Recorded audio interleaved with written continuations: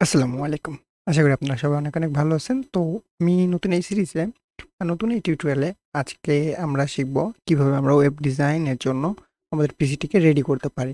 যেহেতু আমাদের প্রথম পার্টগুলো HTML, CSS, JS দিয়ে শুরু হবে, সেই ক্ষেত্রে আমরা প্রথমে ওয়েব ডিজাইনের জন্য আমাদের পিসিটা রেডি করব এবং যখন আমাদের ডেভেলপমেন্ট পার্ট শুরু হবে, তখন আমরা ডেভেলপমেন্টের জন্য আমাদের পিসিটাকে রেডি করব। তো চলুন শুরু করা যাক। তো সবার প্রথমে যে জিনিসটা দরকার সেই জিনিসটা হচ্ছে এক্সটেনশন টাইপ, ঠিক আছে? কি হয় আমরা কি নিয়ে কাজ করি, দেখা যায় যে আমরা .html ফাইল, আমি যদি একটা ফাইল আমাদের ফাইল এক্সপ্লোরার ওপেন করি, তো আমরা দেন আমাদের প্রজেক্টে যাই, ঠিক আছে? প্রজেক্টে যাওয়ার পর দেখুন এখানে পিএনজি ডট পিএনজি, ঠিক আছে? এটার ফরম্যাট কি পিএনজি, দেখেন এখানে পিএনজি আছে, পিএনজি আছে।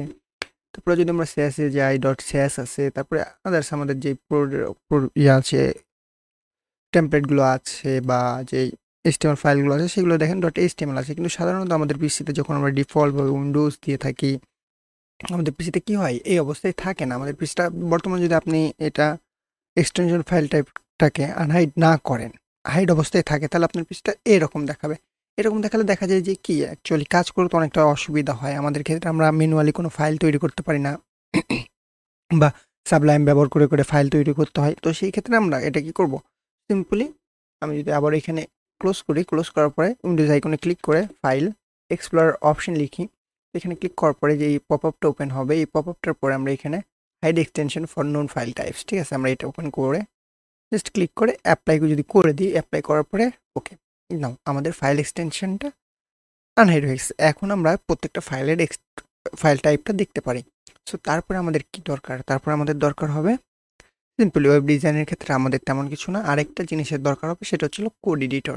কোড এডিটরটা হইতে পারে আপনার কাছে যেটা বেটার মনে হয় সেটা আপনি ইউজ করতে পারেন, like Top 10, web design, code editor or IDEs, ঠিক আছে? আমরা যদি আইডিস লিখি তাহলে দেখবো এখানে অনেকগুলো আছে, views code, visual studio code, তারপর পাইচাম, পিএসপি সিস্টেম। তো আমরা এতগুলোতে না যাই, আমরা পপুলার ওপেন সোর্স যেটা আছে সেটা ইউজ করবো, ঠিক আছে? আমরা তো এখানে চলে যাই, চলে যাওয়ার পর আমরা জাস্ট ভিএস কোড লিখে যদি সার্চ দিই বা ভিজুয়াল কোড লিখে সার্চ দিই, আমরা যদি এখানে ভিএস কোড লিখি, ভিএস কোড, তো ভিএস কোডে দেখেন ওপেন ভার্সন চলে আসবে। এটা মাইক্রোসফট বিল্ড করছে ওপেন সোর্স।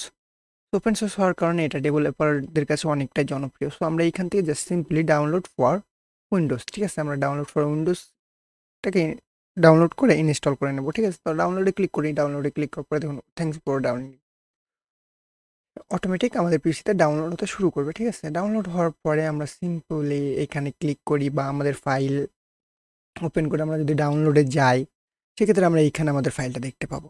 এবার আমরা ডবল ক্লিক করে ইনস্টল করে নিতে পারি। সিম্পল ইনস্টল করা, আমরা ডবল ক্লিক করবো এখানে, তো আমার পিসিতে ইনস্টল আছে। তারপরে আমি এখানে দেখাই অ্যাকসেপ্ট, তারপর আমরা এখানে ক্রিয়েট এ ডেস্কটপ আইকনে ক্লিক করে দেবো এবং এই চারটা অপশনে ফিল করে ফেলবো। দেন নেক্সটে আবার ইনস্টলে ক্লিক করে দেবো, দেন আমাদের এটা কিন্তু ইনস্টল হয়ে যাবে। সো ইনস্টল হয়ে গেলে আমরা সিম্পলি এটাকে ইউজ করতে পারবো। আমরা যদি ইনস্টল শেষে এটাকে ওপেন করি, লাইক আমাদের এই জায়গাতে ভিএস কোড নামে একটি চলে আসবো। আমরা যদি সার্চ দিই, দেখুন ভিজুয়াল স্টুডিও কোড, এটাও যদি ওপেন করি, ওপেন করার পরে আমাদের কাছে কিছুটা এইরকম ফাইল সিস্টেম চলে আসবে। সরি, এখান থেকে নিউ ফাইল ওপেন করি, এটা আমাদের প্রজেক্ট ফাইল ছিল। আমরা এখান থেকে একটা নিউ ফাইল ওপেন করি, দেখুন, সরি,